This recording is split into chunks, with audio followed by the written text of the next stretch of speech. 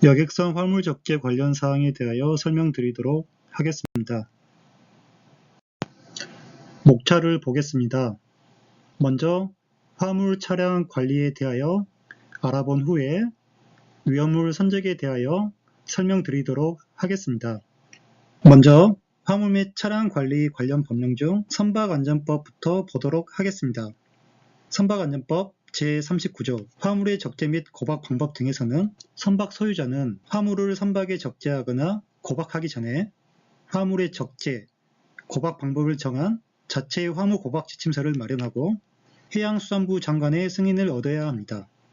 또한 선박 소유자는 차량 등을 실어 운송할 수 있는 갑판이 설치되어 있는 선박에 차량 및 화물을 적재하는 경우에는 상기의 규정에 따라 승인된 화물 적재 고박 지침서에 따르되 해양수산부령이 정하는 바에 따라 필요한 안전조치를 하여야 합니다. 다음으로 화물 적재 고박 등에 관한 기준에 대하여 보도록 하겠습니다. 제13조 차량 적재도의 승인입니다. 카페리 선박의 소유자는 차량 구역 내의 차량 또는 화물의 배치, 적재, 고정 방법, 소화, 배수 및 통로 등이 표시된 차량 적재도에 대하여 해양수산부 장관의 승인을 받아 선박에 비치하여야 합니다. 제14조 차량 적재에 대해서는 세부적으로 살펴보겠습니다. 1.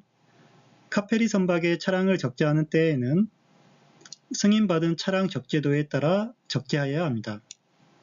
다만 다음 선박에 대해서는 해상 상태가 파고 1.5m 이하, 풍속 7m/s 이하이고 항해 중 쐐기, 요철 갑판에 고정된 사각바 등으로 차량의 미끄러짐을 방지할 수 있는 적절한 조치를 한 경우는 차량을 묶어매지 아니할 수 있습니다.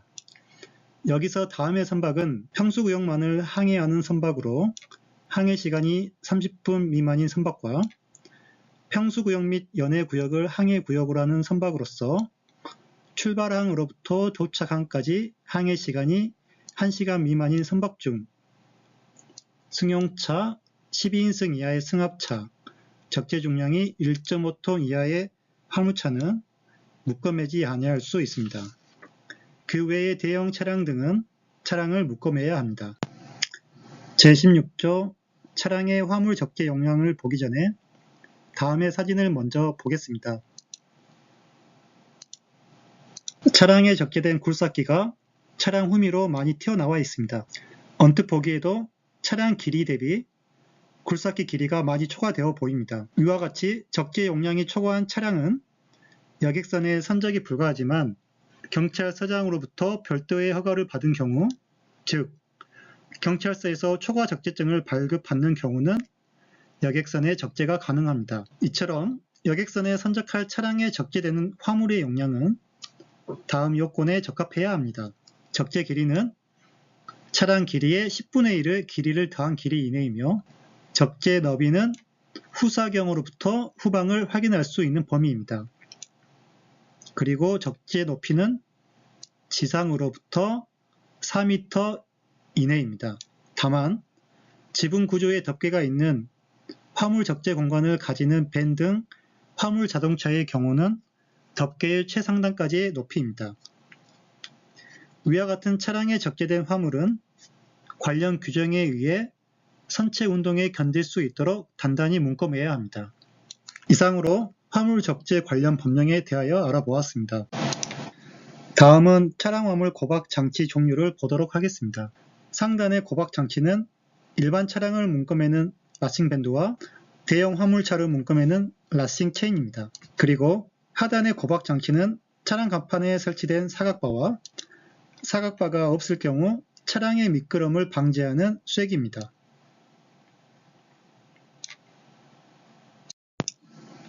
다음은 차량 적재도를 통한 차량 종류별 고박법에 대하여 알아보겠습니다. 왼쪽 사진은 중형 차량 고박법 사진으로 라싱 종류는 밴드이며 수량은 4개, 라싱 방향은 다음과 같습니다. 오른쪽 사진은 25톤 트럭 고박법 사진으로 라싱 종류는 체인이며 수량은 8개, 라싱 방향은 다음과 같습니다.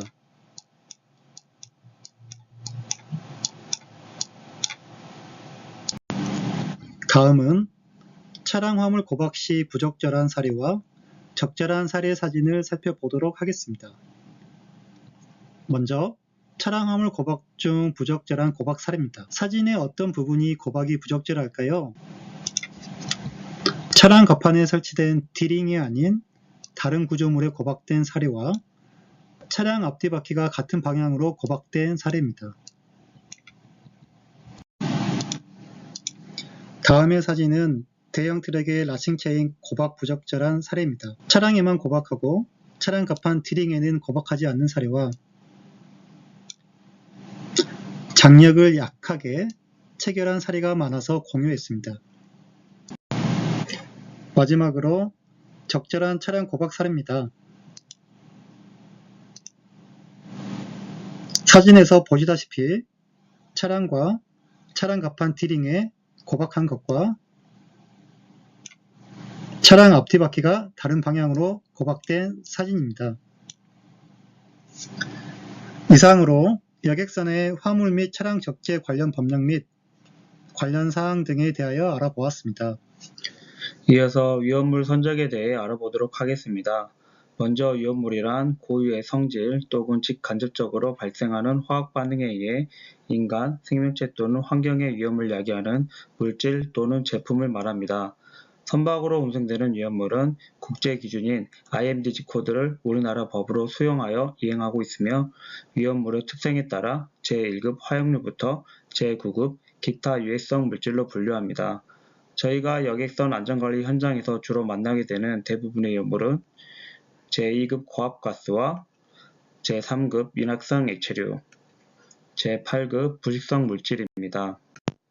관련 법령을 살펴보면 선박안전법 제41조 위험물의 운송에서 선박으로 위험물을 운송하고자 하는 자는 해양수산부 장관이 승인한 적합한 방법으로 운송하여야 한다라고 규정하고 있습니다.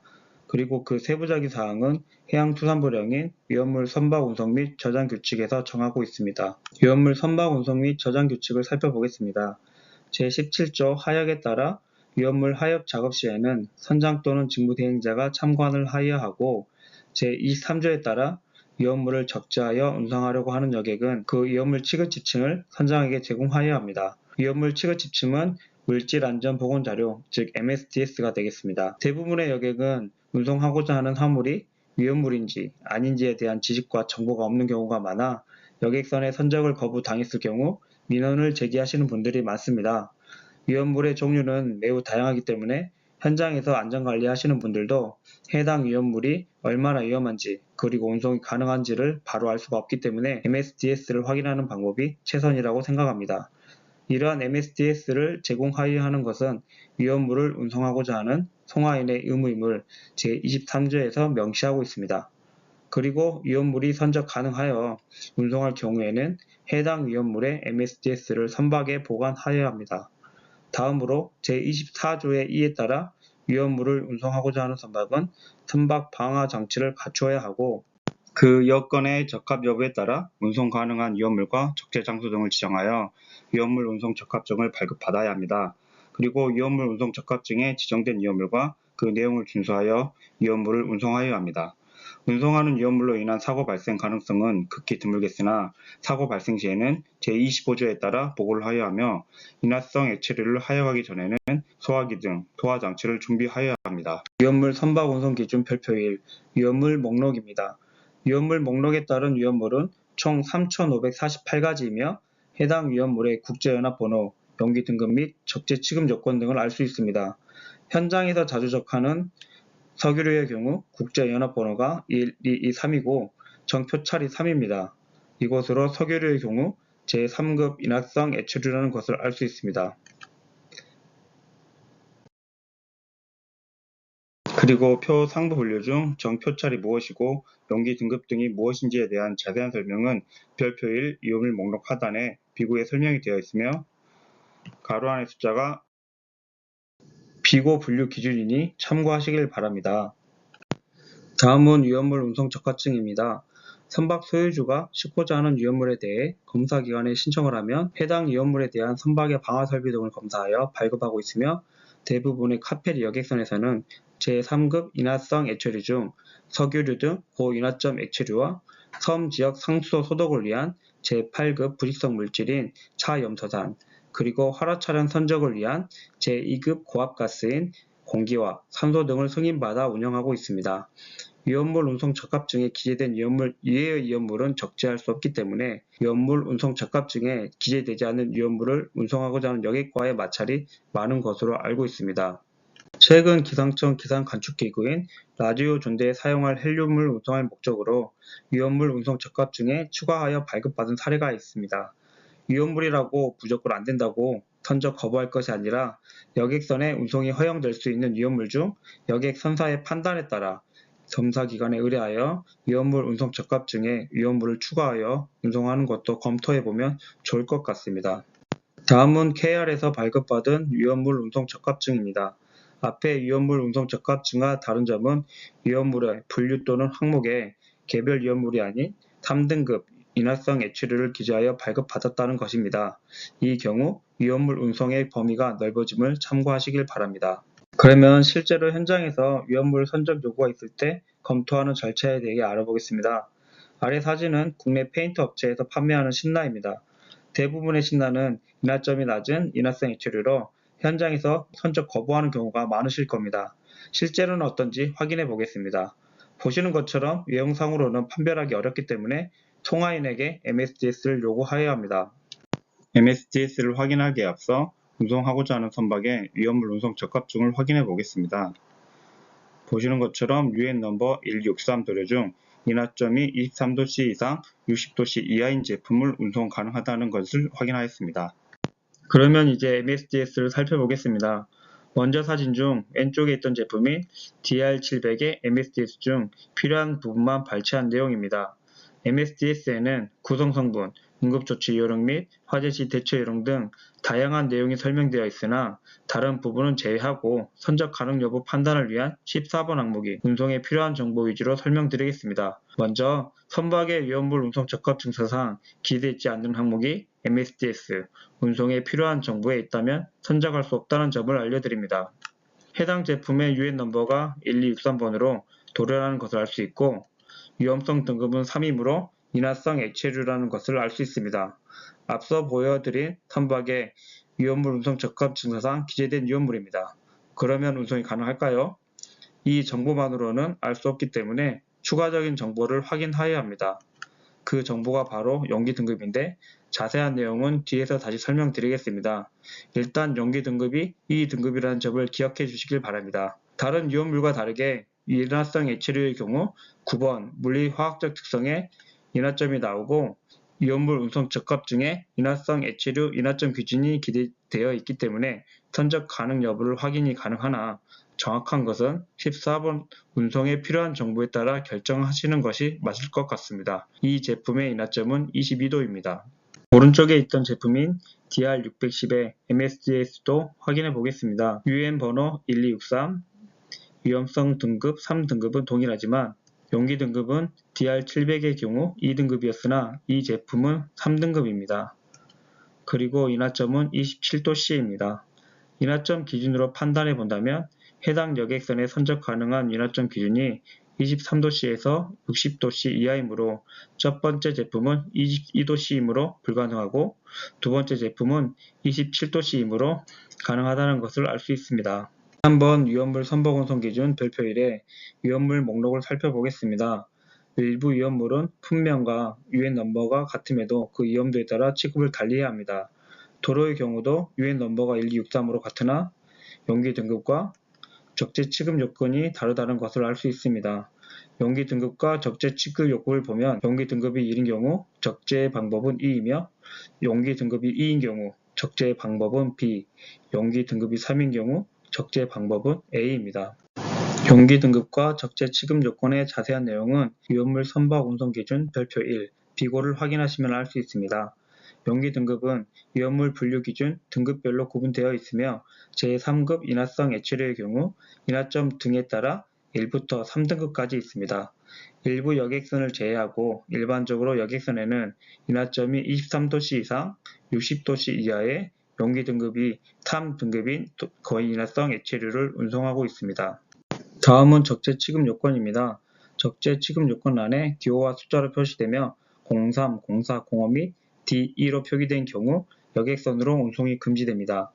앞에서 설명드린 용기 등급별 적재 취급 요건을 보면 용기 등급이 1등급인 경우 적재 취급 요건란에 적재 방법이 2이므로 운송이 금지되며 용기 등급이 2 또는 3등급이어야만 여객선을 통해 운송 가능하다는 것을 알 수 있습니다. 여기서 운송 가능하다는 말은 다른 제한사항 없이 운송이 가능하다는 뜻이 아니라 선박이 방화장치 등을 갖출 경우 해당 위험물을 위험물 운송 적합증에 기재하여 발급받을 수 있다는 이야기이니 오해하시지 말기 바랍니다. 그러면 이제 선적 가능 여부를 판단해 보도록 하겠습니다. 앞에서 보여드린 선박의 위험물 운송 적합증입니다. 인하점이 23도씨 이상, 60도씨 이하인 도료를 운송할 수 있다는 점과 두 개의 신라 제품의 MSDS를 검토해 본 결과 왼쪽 제품은 용기 등급이 2등급으로 운송이 불가하고 오른쪽 제품은 용기 등급 3등급으로 운송이 가능하다는 점을 알 수 있습니다. 만약 지금 보여드린 위험물 운송 적합증을 발급받은 선박은 어떨까요? 3등급에 대한 별다른 부과사항이 없기 때문에 인화성 액체류 중 적재 취급 요건란에 여객선으로 운송을 금지하는 위험물을 제하면 실을 수 있겠죠. 앞에 선박에서 실을 수 없었던 왼쪽 제품의 신라의 경우도 용기 등급이 2등급이므로 적재 취급 요건에 따른 적재 방법이 B입니다. 여객선 운송이 금지되는 항목인 03, 04, 05 및 D2가 아니기 때문에 두 신라 제품을 모두 선적 가능하다는 점을 알 수 있겠습니다. 마지막으로 빈 용기에 대한 취급 방법입니다.